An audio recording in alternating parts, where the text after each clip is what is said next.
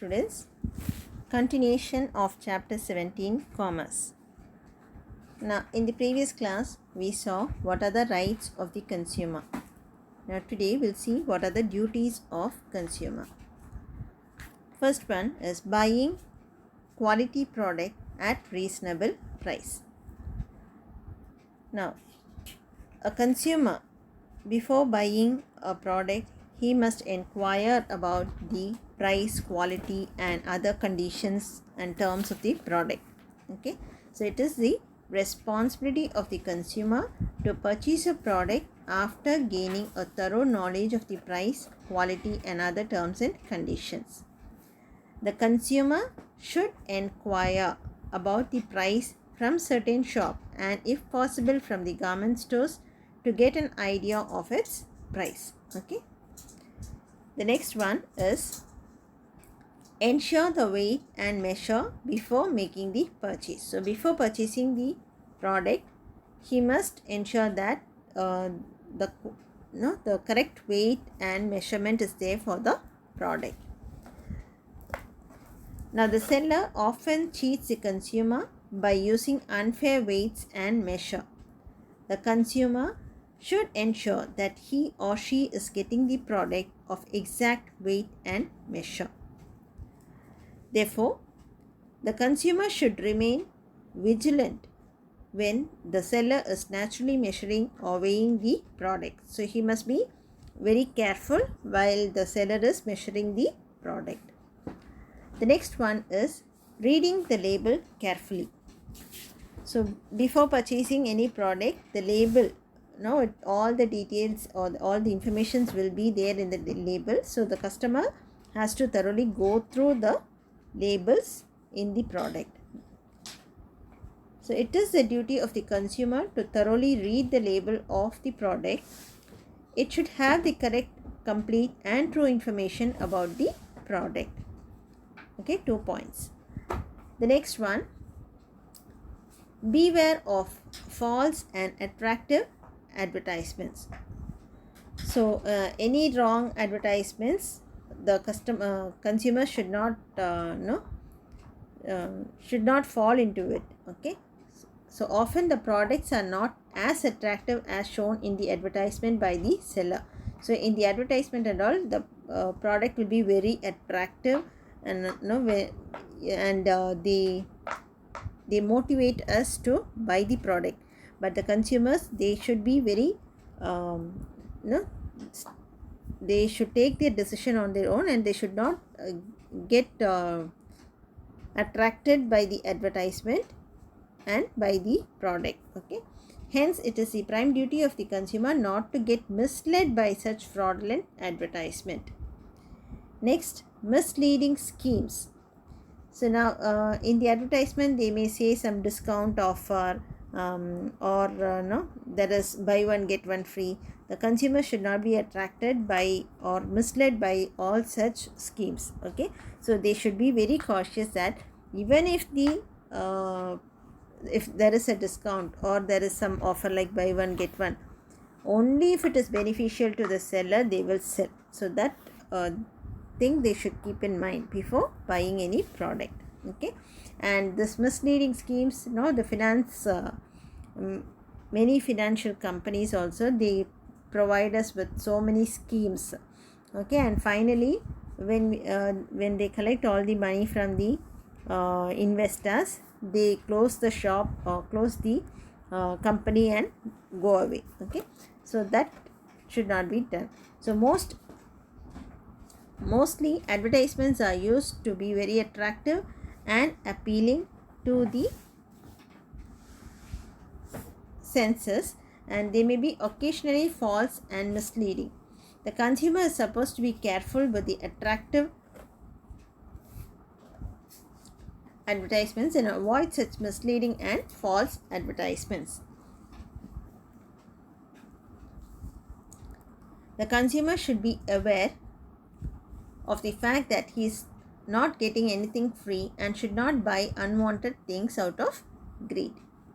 Next, ensuring the receipt of cash bill. So in case of any purchase, Okay, so it is the duty of the consumer to get the cash bill. Sometimes the seller may tell that no, if the bill is not provided, they may give a discount of 100 rupees or 200 or 500.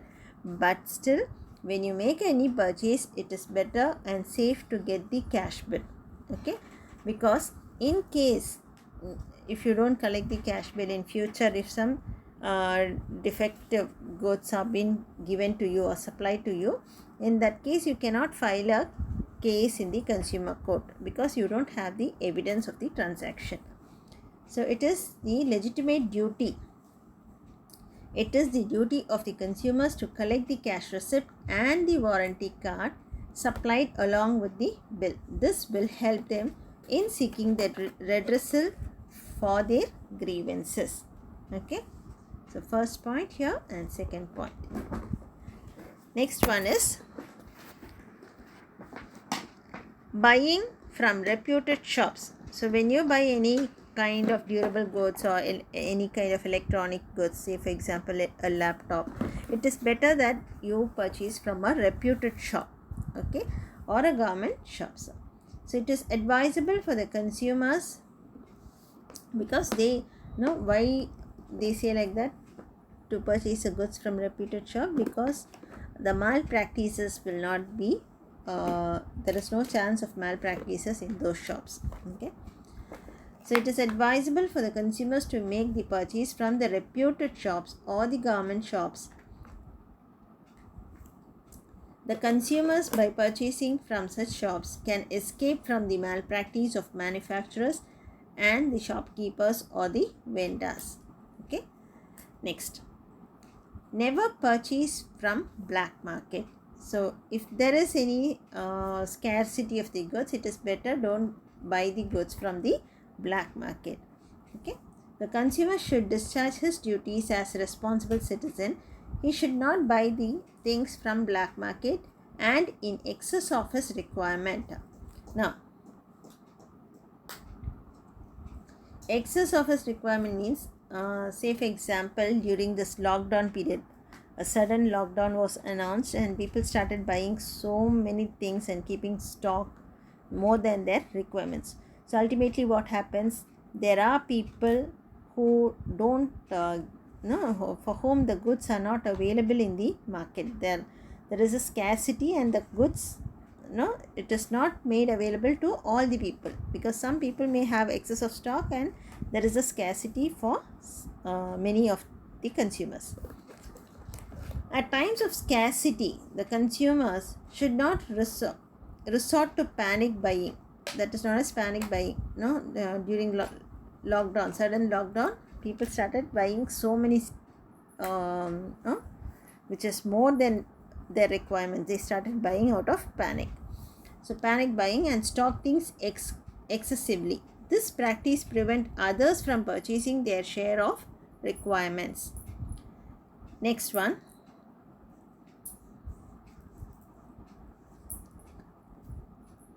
Buying standardized product. Standardized product means it should have a mark, that ISA mark or some specifications should be there. The mark should be there. Okay. So often the consumers buy cheap products which are not durable or not safe. Therefore, it is the duty of the consumer to buy the product with standardization mark, which is supposed to be safe in every respect. Next,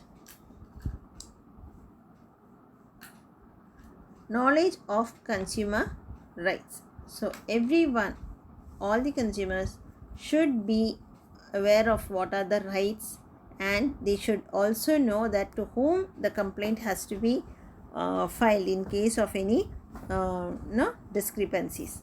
So these days it is not uncommon to see a seller trying to cheat the consumers in every possible way in order to earn quick profit. It is the duty of the consumer to be aware of his rights. If a consumer is cheated by a seller, then he should immediately lodge a complaint with the authorities designated for consumer grievances grievance redressal rather than remaining a silent speculator. Okay, so 2 points. Now duties of consumer, it is very easy. Under each side heading you can write 2 points. Okay, so any 5 side headings you learn, it's very important question for 5 marks. So first one is buying quality product at reasonable price. Second one, ensuring the weight and measurement before making the purchase. Then third one is reading the label carefully and beware of false and attractive advertisements, misleading schemes, ensuring the receipt of cash bill,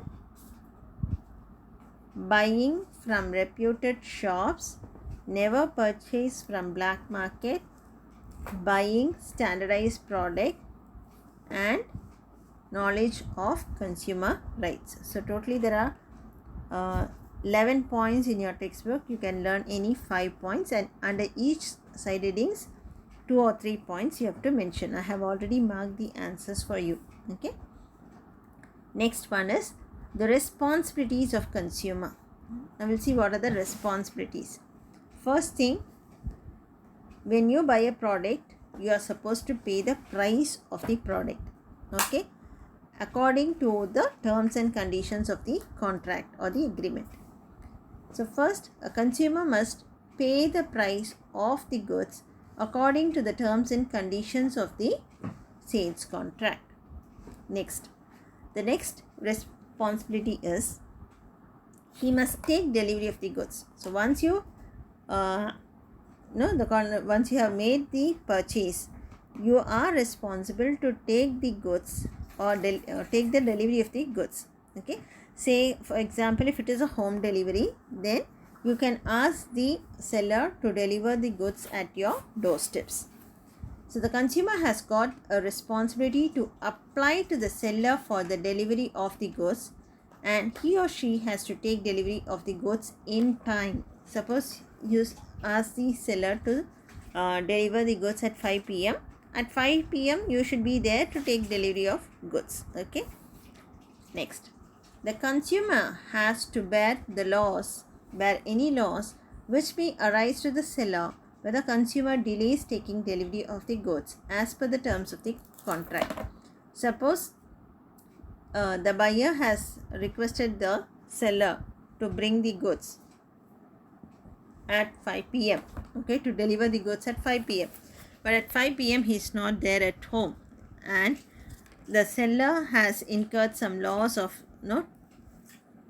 to transfer the goods from the place of godown to the place of residence.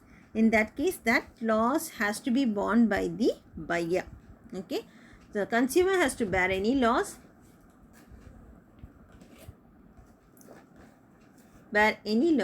which may arise to the seller when the consumer delays taking delivery of the goods as per the terms of the contract.